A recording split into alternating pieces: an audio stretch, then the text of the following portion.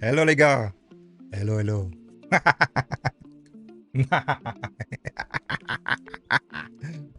C'est ça votre boss final. C'est ça. Tu dis partout que t'es une terreur, chez nous on te trouve super sympa. Voilà comment je pourrais résumer ce match très attendu. Salut à tous, c'est Linux. On se retrouve sur une toute nouvelle vidéo. Match débrief du PSG Real Madrid qui vient de se finir. Score final. Stwang, stwang, stwang, stwang. Hello 4-0. Qu'est-ce que je vous avais dit? Ce Real Madrid tout simplement ne pouvait pas combattre face à notre PSG en pleine bourre. Quelle équipe peut les contrer? Le Bayern n'a pas réussi alors que j'en faisais notre outsider dans cette compétition. Le Real Madrid s'est pris un tarif maison. On met que des 4-0. Directement, on va partir sur les compos et les stats, vous connaissez, et on va débriefer ce match. Il y a beaucoup de choses à dire. Les compos et les statistiques, c'est parti! Alors on est tout simplement parti sur la composition que je vous ai annoncée dans la dernière vidéo, à savoir, vous voyez déjà, on va y revenir tout à l'heure. Mais notre compo était parfaitement annoncée, avec un Donnarumma au goal, Hakimi, Marquinhos, Beraldo qui devait prendre sa place en l'absence et la suspension de Pacho ainsi que Lucas Hernandez.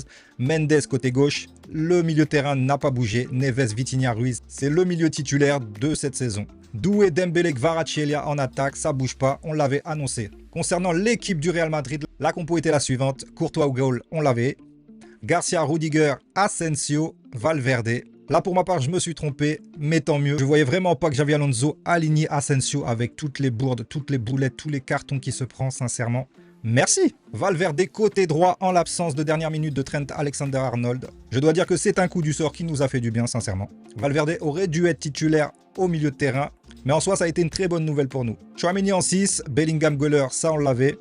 Vinicius, Mbappé côté droit et Gonzalo Garcia en attaque. Ça pour le coup, ça m'a quand même surpris. Mais est-ce que l'entraîneur du Real Madrid avait le choix avec un Gonzalo en feu sur cette compétition? Mbappé qui revenait, qui était forcément prétendant à être titulaire face au Paris Saint-Germain, son ancien club. Tout ça pour vous dire que comme contre le Bayern, les notes parlent d'elles-mêmes. Aucun flop du côté du Paris Saint-Germain et vraiment de très mauvaises notes du côté du Real Madrid. Leur défense a pris l'eau, leur défense a été catastrophique. Et tout cela ne peut pas se résumer au fait que le Real avait des manques et des absences. On a tout simplement vu l'écart de niveau en tant qu'équipe entre ce Paris Saint-Germain et ce Real Madrid actuel. Le Paris Saint-Germain est une vraie équipe, collectif, bien rodée, bien huilée. Et le score en soi ne m'étonne même pas. J'avais pronostiqué un 3-1, je me suis dit, bon, allez, peut-être le retour des ex, un but de Mbappé, tout ça, mais je nous voyais vraiment supérieur à cette équipe. Je ne nous voyais clairement pas sortir de ce match avec un Real qui nous mettrait un clean sheet. Dans aucun monde, je l'ai dit à tout le monde, dans aucun monde, le Real nous met un clean sheet. On a vraiment une force de frappe offensive cette année, cette saison. Et je dois dire que je me suis régalé. Comme d'hab, j'ai sorti les popcorn sur le canapé. Et 1, et 2, et 3, et 4. Au niveau des statistiques, il n'y a pas photo clairement. 4-0 et ça se voit aussi au niveau des statistiques. Regardez, 2,52 d'expected goal contre 0,71. Rien que ça, c'est parlant. 68% de possession contre 32 pour le Real. Si bien que même dans les 25 premières minutes, là où on mène 3-0, on a eu besoin que de 25 minutes pour tailler un short au Real Madrid, à lui mettre un tarif et à ôter tous les rêves de finale à Kylian Mbappé. Vraiment, dans la première demi-heure, on était déjà à 80% de possession, 20%. Le Real n'a pas vu le jour. On s'est mis en mode Ligue des Champions. Comme bien des matchs cette saison on a tout plié dès la première mi-temps.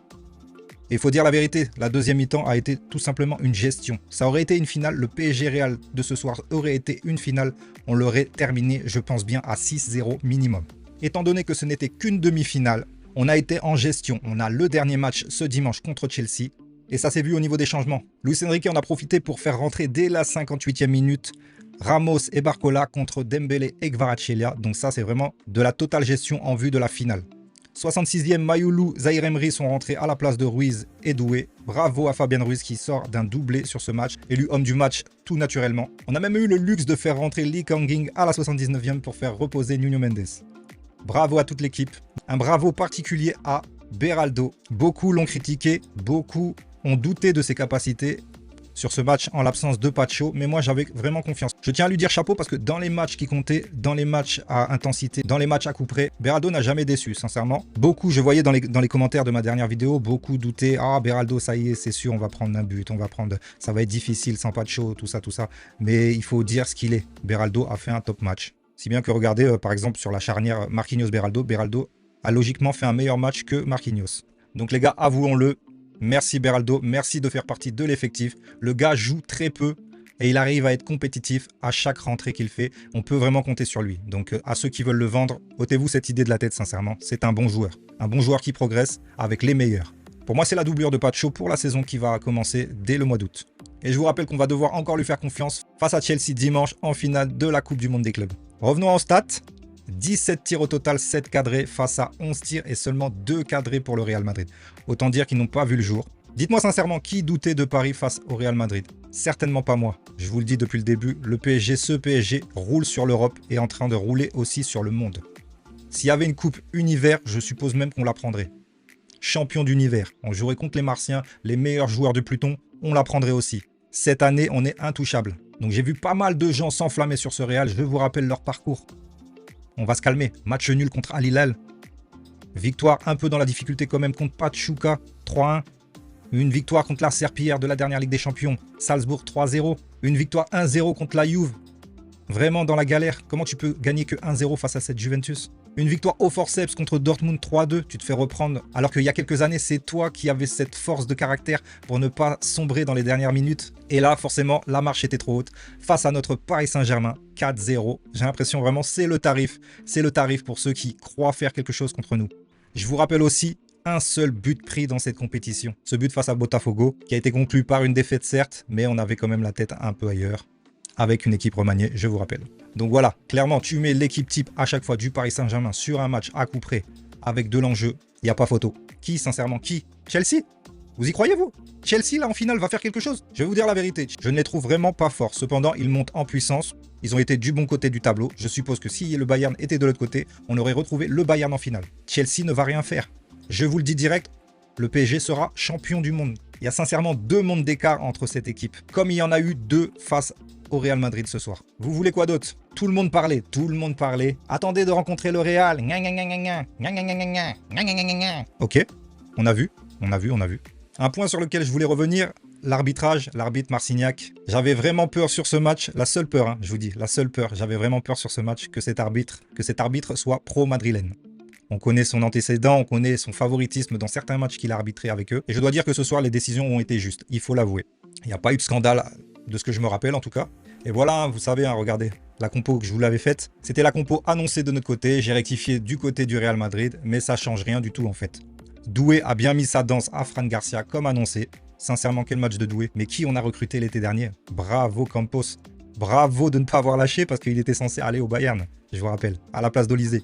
Une fois qu'ils avaient signé Olysée, on a pu conclure Doué. Doué qui voulait le PSG dans tous les cas. Mais bravo, il lui a mis une drill. Il lui a mis une drill.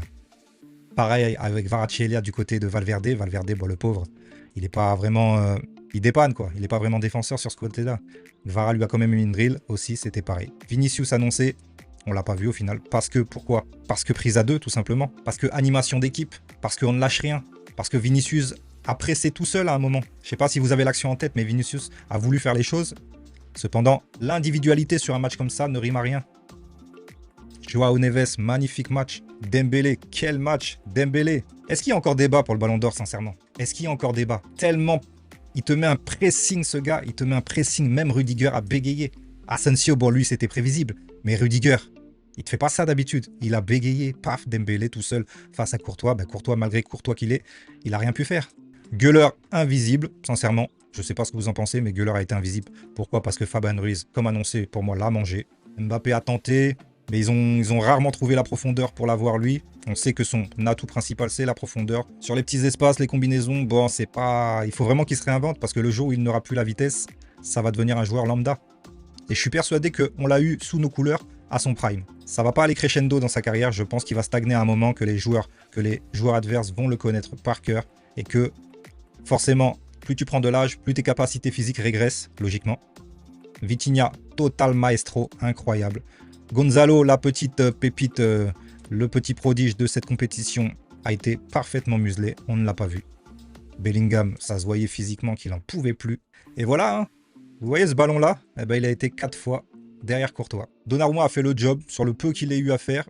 Asensio, pour moi, n'a pas le niveau pour jouer au Real Madrid, mais bon, apparemment, même moi qui ne suis pas de leur équipe, il n'y a que moi qui le vois. Sincèrement, je ne vois pas ce qu'il fout là-bas.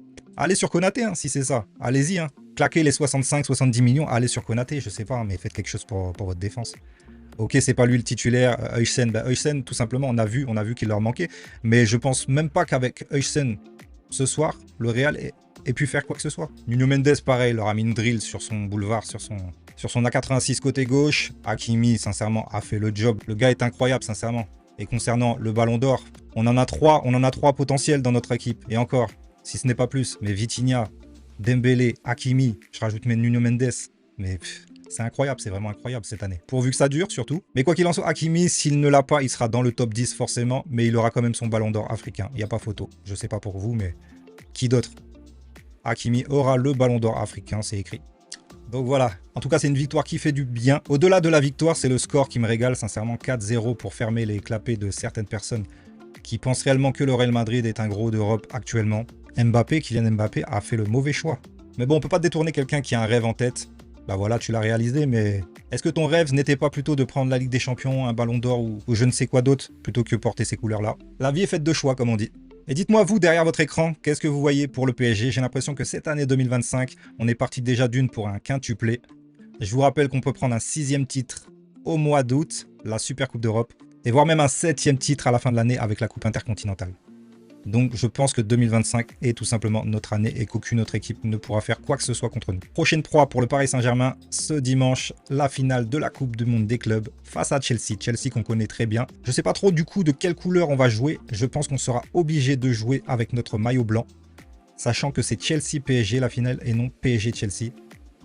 Donc avantage à eux qui forcément joueront en bleu. Du coup, ça ne nous laisse pas trop le choix. On n'a que des maillots bleus ou un maillot blanc. Donc voilà, c'est un petit peu dommage au niveau de ça, mais ça va le faire, vous inquiétez pas. On a 4 jours pour se reposer et j'espère que ça suffira pour être au frais, sachant qu'après, nos joueurs auront leurs vacances tant méritées et retrouveront l'entraînement dès début août. Ça serait quand même incroyable qu'on soit champion du monde, hein, sincèrement. Chelsea, vainqueur d'une coupe conférence, champion du monde. Ça sonne pas bien, non, clairement.